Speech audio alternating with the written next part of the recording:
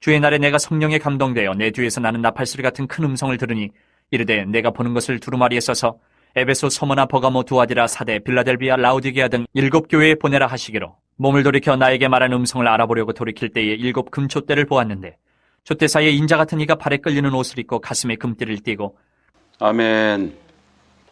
꽤 오래됐습니다. 거의 한 3년 가까이 됐네요.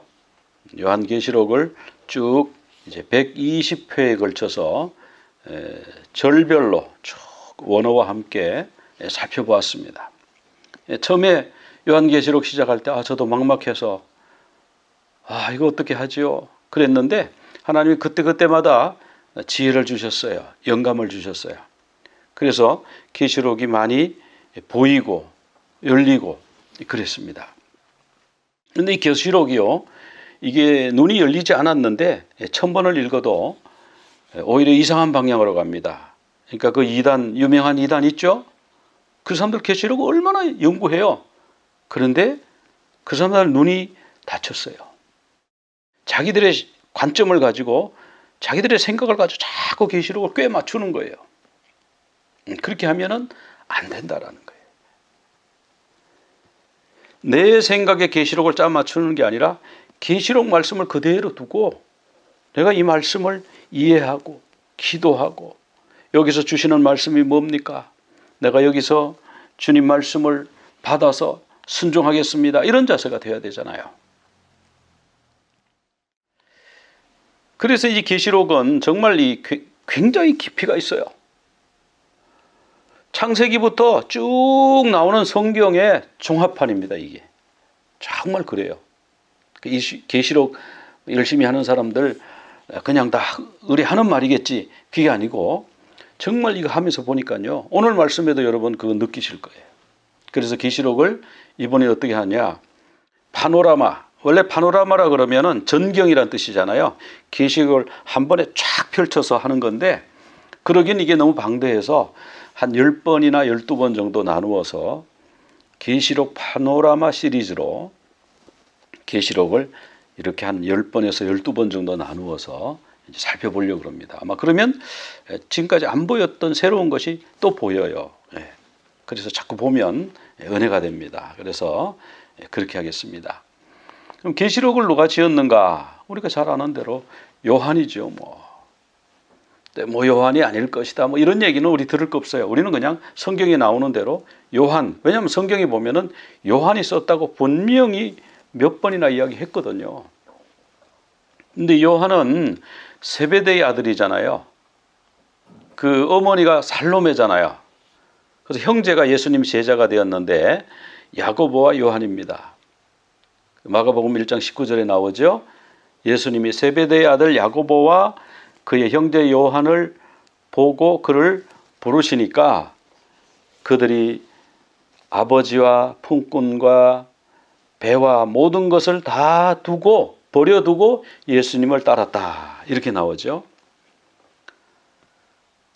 또 마태복음 20장에 가면은 살로메 그 어머니가 두 아들 야고보 요한을 예수님, 이제 예수님 예루살렘에 올라가시면 정권을 잡지요. 왕이 되실 거잖아요. 그러면 우리 아이 하나는 우정성, 우리 한 아이 하나는 좌정성에 좀 올려주십시오. 부탁합니다. 치맛바람을 막 날렸죠. 그래 제자들이 막 이럴 수가 있어. 막 이렇게 그런 분위기 여러분 아시죠? 바로 그 요한이에요. 근데 이제 이 요한이 참 의리가 있어요. 예수님을 너무너무 사랑했어요. 그래서 예수님의 사랑받는 제자, 그 사랑하시는 자, 요한복음에 보면 늘 그렇게 썼습니다. 그게 바로 요한 자기 자신을 말하는 거거든요. 그리고 이 요한은 원래는 처음에 성품이 보아너게 우레의 아들이라고 할 정도로 과격했는데 예수님 만나서 성품이 변화됐어요. 사랑의 사도가 됐어요. 그래서 하나님은 사랑이시라. 요한 1서 사도 요한이 썼지 않습니까? 그 사도 요한이 에베소에서 이렇게 나중에 말년에 거기서 목회를 하시다가 거기서 돌아가셨어요. 거기 이제 묘도 있는데 여기가 이제 이 사도 요한의 묘입니다. 그런데 이 사도 요한이 말씀 전하러 올라가 가지고 여러분 서로 사랑하세요. 이렇게 하고 내려온다는 거예요. 다른 말씀 좀 해주세요. 그럼 또 올라가서 여러분 서로 사랑하세요. 그렇게 하고 내려온다는 거예요. 나중에 그래서 이분이 사랑의 사도가 됐어요. 근데 이분이 예수님을 너무너무 사랑했고 의리가 있고, 우리 예수 믿는 사람이 의리가 있어야 돼요. 의리. 예수님에 대한 의리도 있어야 되고, 그게 바로 믿음을 지키는 거잖아요. 우리 주변의 가족이라든지 우리 교회 식구라든지 그 사람들에게 의리가 좀 있어야죠. 우리 의리가 조폭보다 더 뛰어난 의리가 있어야죠. 그래서 이 요한이 의리가 있었어요. 제자들이 다 도망갔어요. 예수님 십자가에 못 박힐 때 다 도망갔어요. 거기 여인 몇 명 남아 있었어요. 거기에. 근데 그 옆에 한 명 더 남아 있었어요. 제자 중에 다 도망가고 하나 남았어요. 요한.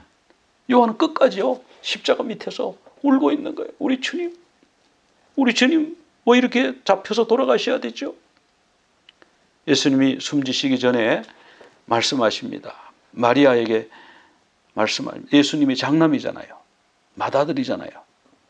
책임이 있잖아요. 그러니까 마리아 보고, 육신의 어머니 보고, 여자여 보소서, 이 자가 아들입니다.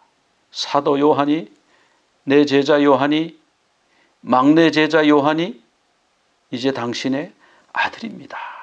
이렇게 말씀하신 거예요. 그러니까 마리아가 그 말을 듣고 알았다고, 뭐 딴 얘기 할 수가 없잖아요. 돌아가시는 분이 뭐 말씀하시는데. 그리고 십자가의 그 고통 중에 돌아가시면서 요한을 향해서 고개를 돌리시고는, 요한아, 이분이 너의 어머니다. 너의 어머니로 모셔라. 그래서요, 이 사도 요한은 그때부터 평생 마리아를 어머니로 모셨대요. 여러분, 요즘 자기 어머니 모시는 것도 쉽지 않잖아요. 그런데 예수님의 어머니, 육신적으로 말하면 남의 어머니, 그 어머니를 내 어머니로 모셔야 되니까 이게 보통 마음 가지고 되겠습니까? 그래서 요한이요, 사랑의 사도라 그러고 요한을 의리 있다고 그러는 거예요. 예수님을 가장 사랑했고,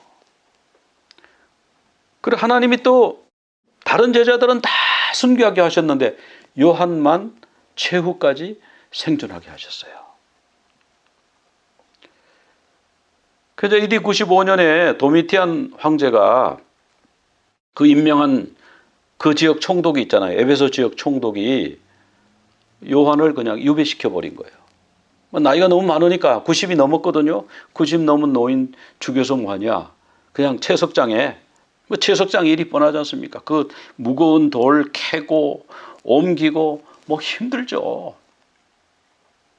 근데 그때, 이건 성경에는 안 나옵니다만은 초대교회 집사 중에 브로고로라고 하는 집사님이 있어요. 그 집사님이 동행을 해갔다 그래요.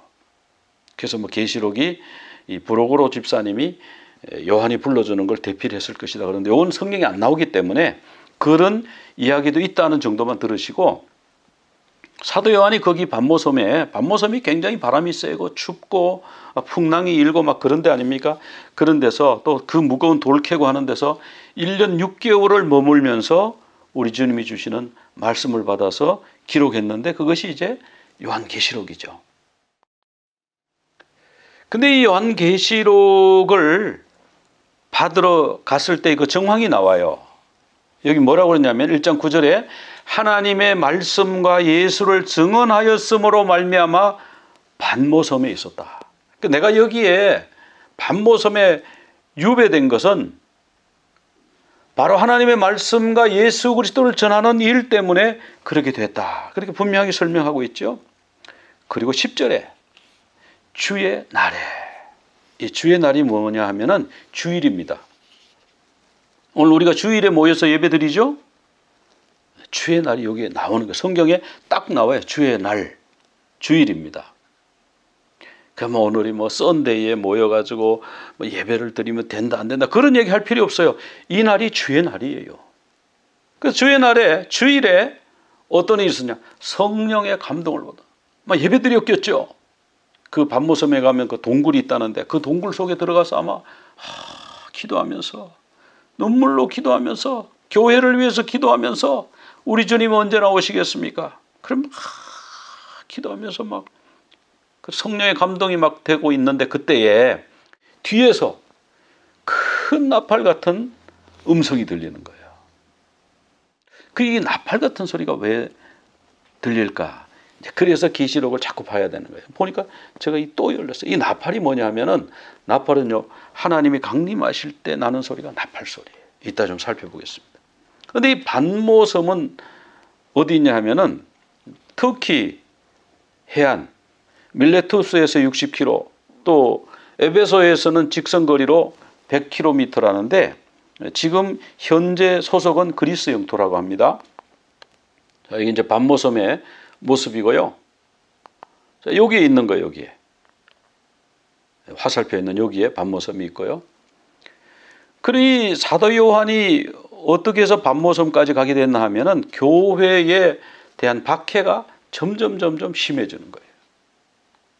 예수님이 돌아가시고 그 다음에 스데반이 죽었죠. 돌에 맞아 죽었죠.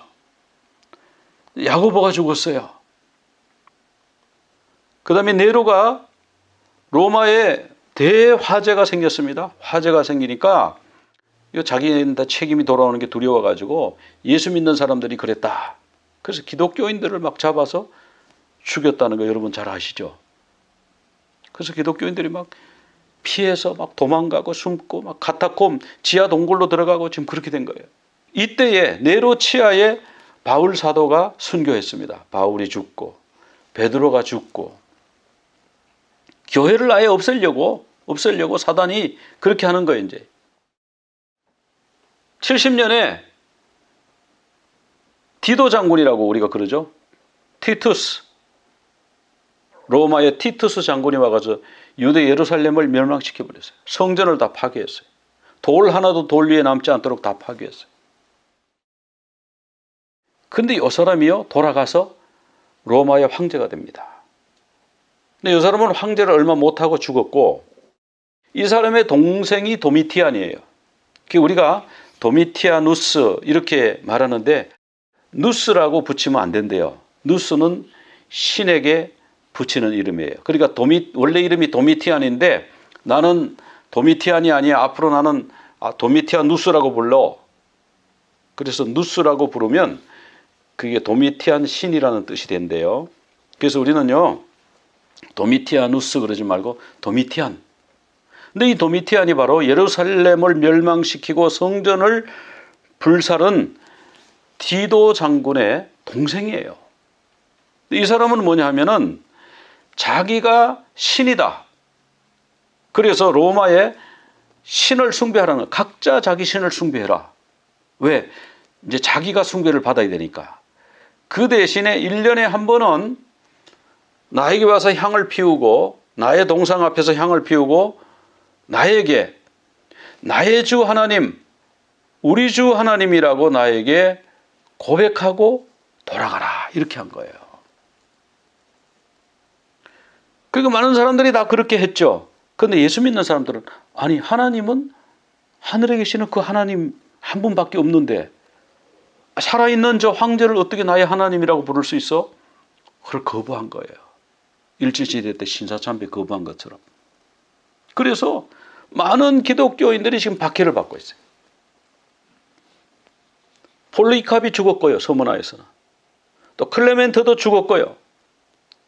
그리고 사도 요한은 반모섬에다 유배 보내버렸어요. 나이가 많으니까 뭐 얼마 살지 못할 거니까 거기 가면 죽겠지. 그냥 유배 보내버렸어요. 상황이 이렇게 교회가 매우 어려워져 있는 상황. 디도 장군이 성전을 무너뜨리고 여기 메노라를 가져가는 그런 내용입니다. 자, 기독교인을 잡았습니다. 그 원형 경기장에다가 사람들을 많이 모아놓고 남자들은 아버지와 삼촌과 뭐 할아버지와 이런 남자들은 십자가에 다 매달아 놓고 여자들은 아이들하고 그 앞에 모아놓고 일주일 동안 굶긴 사자를 거기 내보내는 거예요. 그럼 사자들이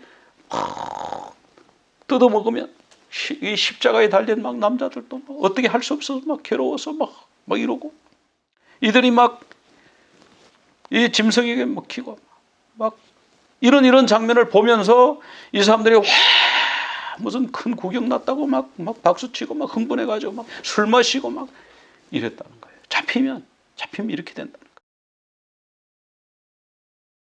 그러니까 황제가 뭐 거의 미친 거예요. 그래서 이제 성도들이 이 지하 무덤, 이 카타콤에 숨어들어서 이 속에 땅을 파고 여기에 사는 거 아시죠? 그러니까 평생 햇빛을 못 보고 사는 거예요. 그 속에서. 그러니까 눈이, 밖에 나오면 눈이 안 보이는 거예요. 뭐 지하 동굴 속에 무슨 직장이 있어요? 지하 동굴 속에 뭐가 있어요? 음식이 뭐가 있어요? 하여튼 뭐 거기서 힘들게 어떻게 뭐 해서 신앙 하나 때문에 이렇게 살고 있고. 터키에 가면 이 가파도기아라는 데 또 이런 데가 있지 않습니까? 땅을 파고 지하 5층에 도시를 만들어 놓고 그 밑에 들어가서 살았어요.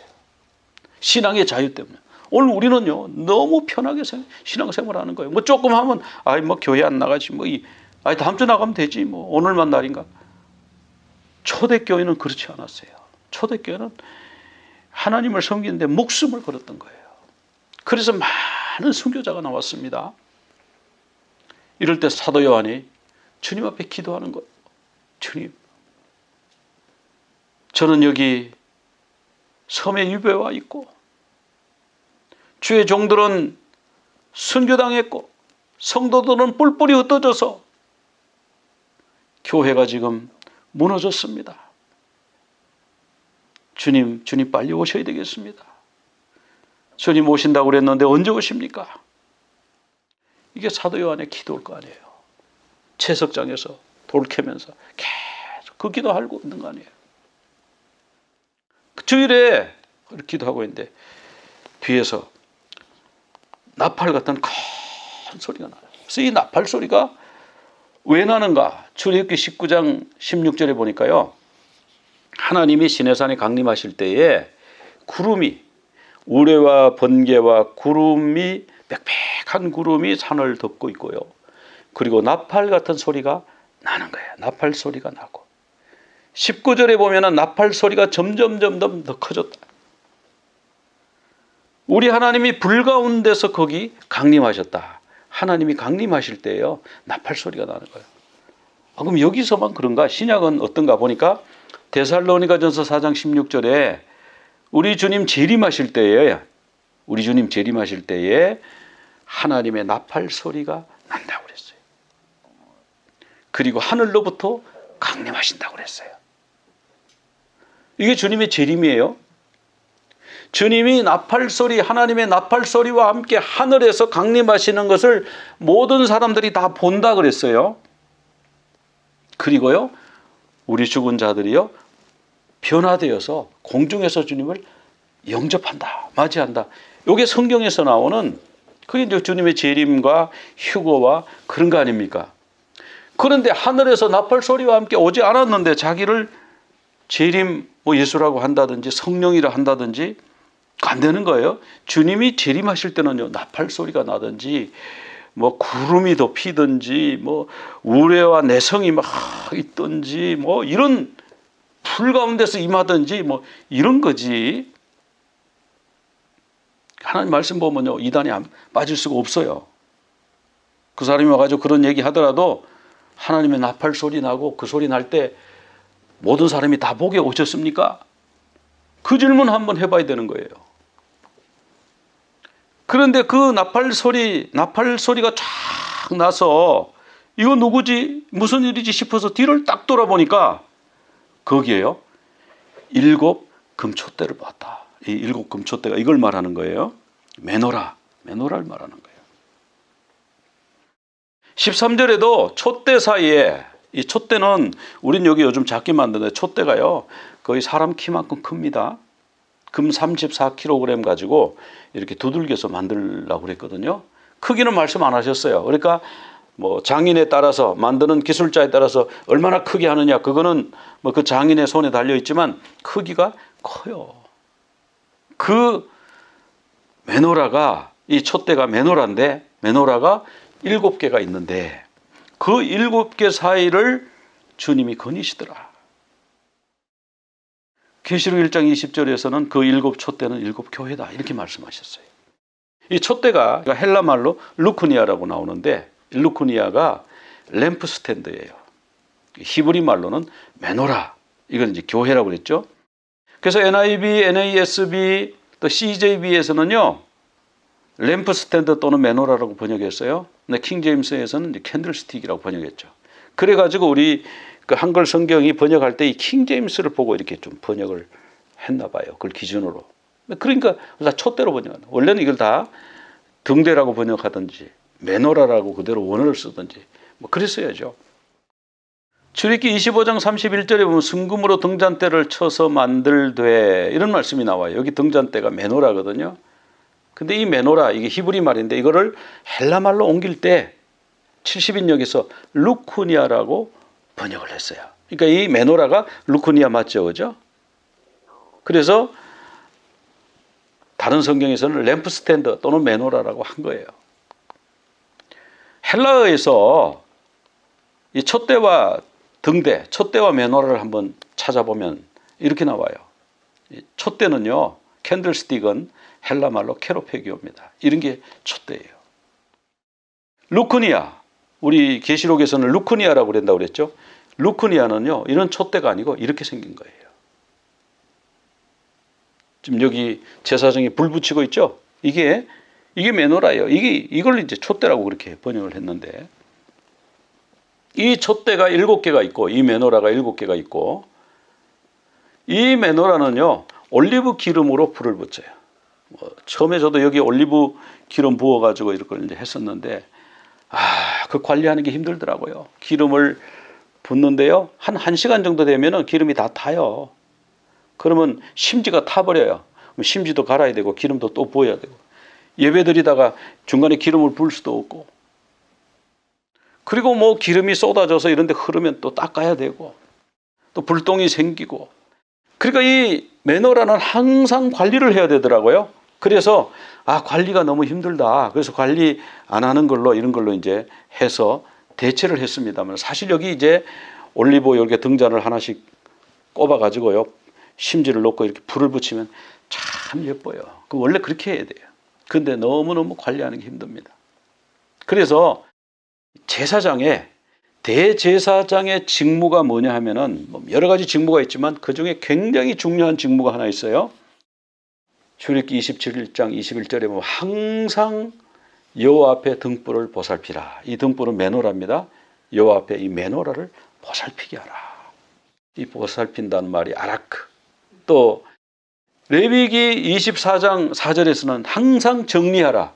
그러니까 불이 꺼져 있으면 안 돼. 그래 항상 이 불을 관리해야 돼. 그러니까 얼마나 일손이 많아요. 늘 가서 기름이 다 안 떨어졌는지 보고 혹시 심지에서 끓음이 안 올라가는지 봐야 되고 계속 돌보는 게 대제사장의 일이거든요. 그런데 이 메노라 사이에 인자 같은 이는 사도 요한이 예수님과 함께 3년 반 공생애를 하면서 정말 사람으로서의 우리 주님을 대했는데 우리 주님처럼 생겼는데요.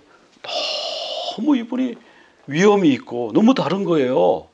분명히 그분 같은데 그래서 인자 같으니 그러는 거예요. 그분이 발에 끌리는 옷을 입고 이 발에 끌리는 옷이 뭔가 이 포데레스가 뭐냐 하면은요 발에 끌린다는 뜻이에요. 발에 끌린다는 뜻인데 이 포데레스는 누가 입었냐 하면은 제사장이 입었어요. 제사장이 입는 옷 이걸 포데레스라 그러거든요. 그럼 대제사장은 제사장이 입는 옷 위에 청색 겉옷을 더 걸치고 그 위에 에봇을 또 걸치는 거예요. 그래서 인자 같은 분이 발에 끌리는 옷을 입고 가슴에 금띠를 띠고 이 메노라 사이를 왔다 갔다 하면서 서 계시는 거예요. 근데 이 말씀이 발에 끌리는 옷 또 가슴에 금띠 이게요 계시록에 나오기 전에 이미 다니엘서에 나왔더라고요. 다니엘서 10장 5절에 가니까 한 사람이 세마포 옷을 입고 허리에는 우바서 순금띠를 띄었더라. 이 하늘에서 내려온 이 천사의 미가엘 천사의 모습을 했는데 주님의 지성소, 하나님의 지성소에 거하는 그 분들의 복장이에요.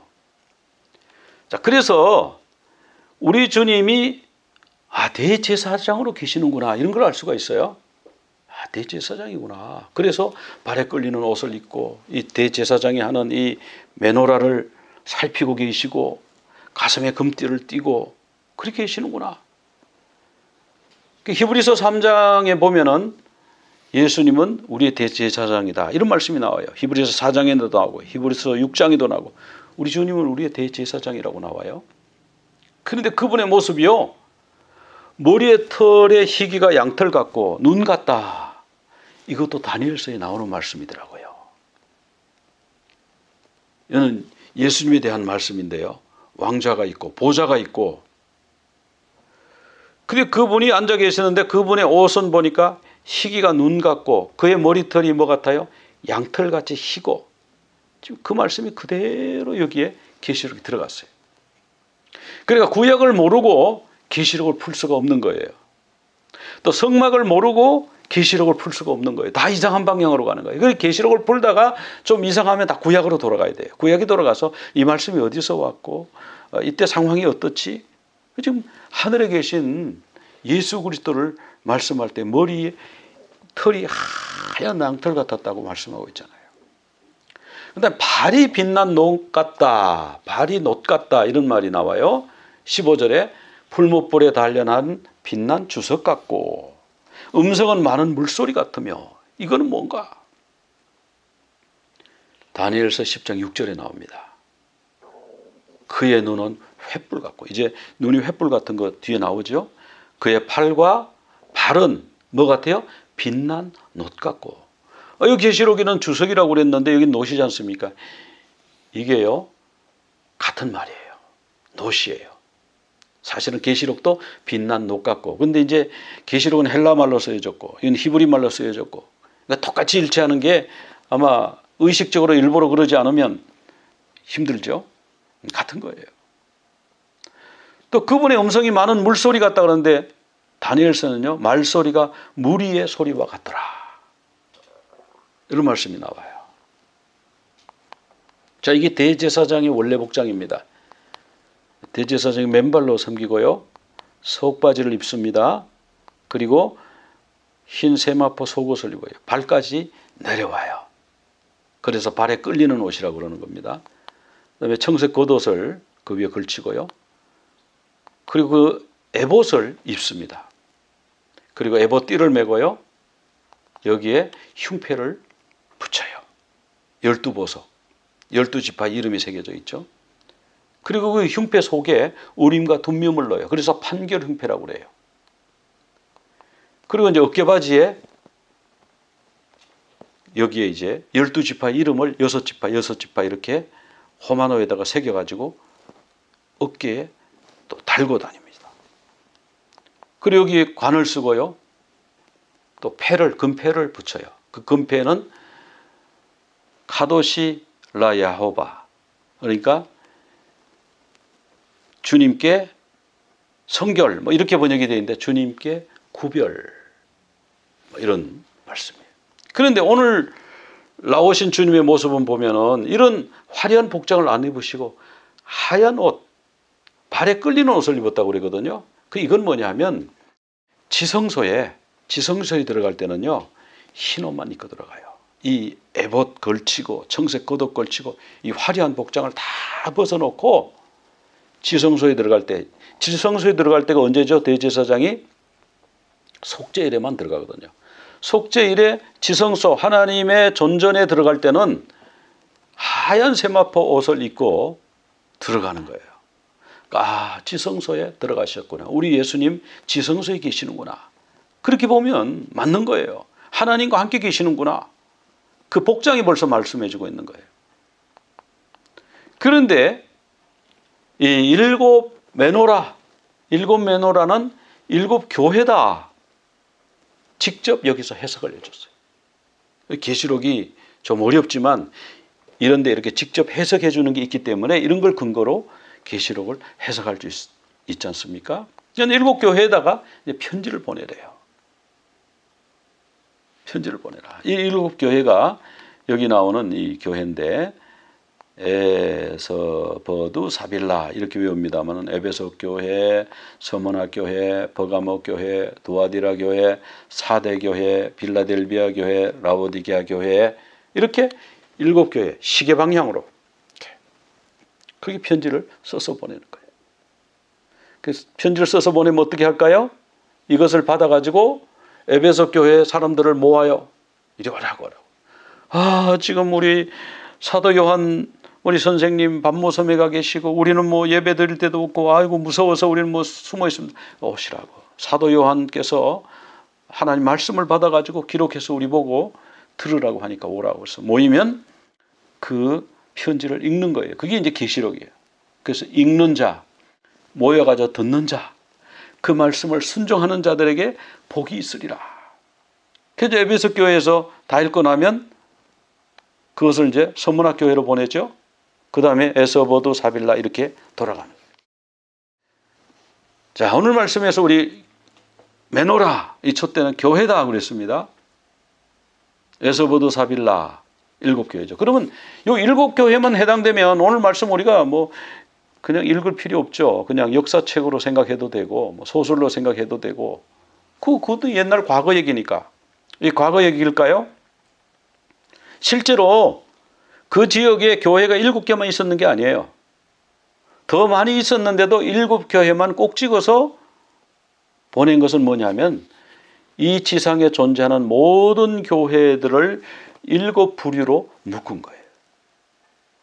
그래서 오늘 이 지상에 존재하는 모든 교회들은 이 7교회 안에 들어가요. 다음 주에 이제 7교회에 대해서 말씀을 살펴보겠습니다. 7교회 누구냐? 우리입니다. 우리. 우리가 어떤 교회인지 그걸 좀 알 필요가 있어요.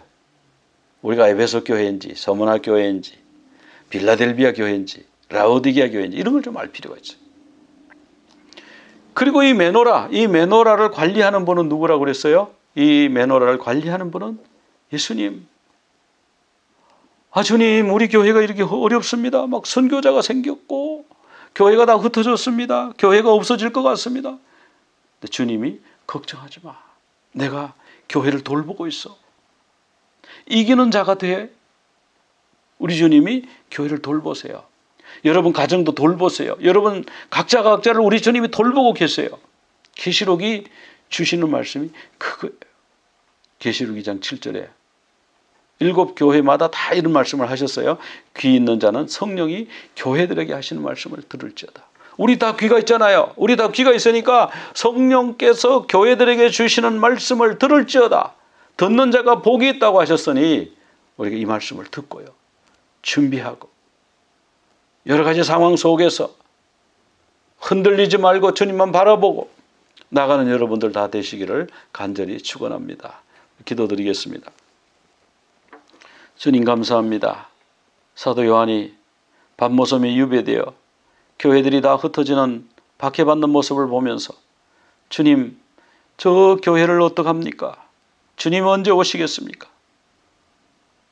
간곡하게 기도할 때에 주일에, 주의 날에 우리 주님 친히 강림하셔서 나팔소리로 강림하셔서 교회들에게 말씀을 주시는 오늘 그 귀한 말씀을 오늘 저희들이 대했습니다.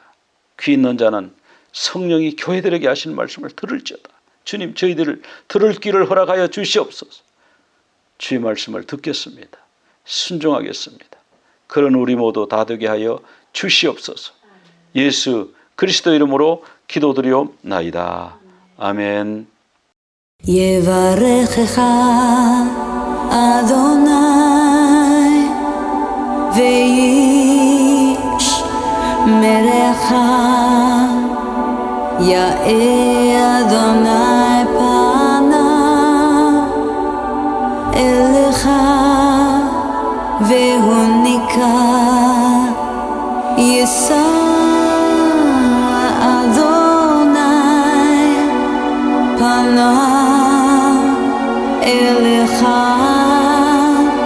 ויעשה לך שלום ויעשה לך שלום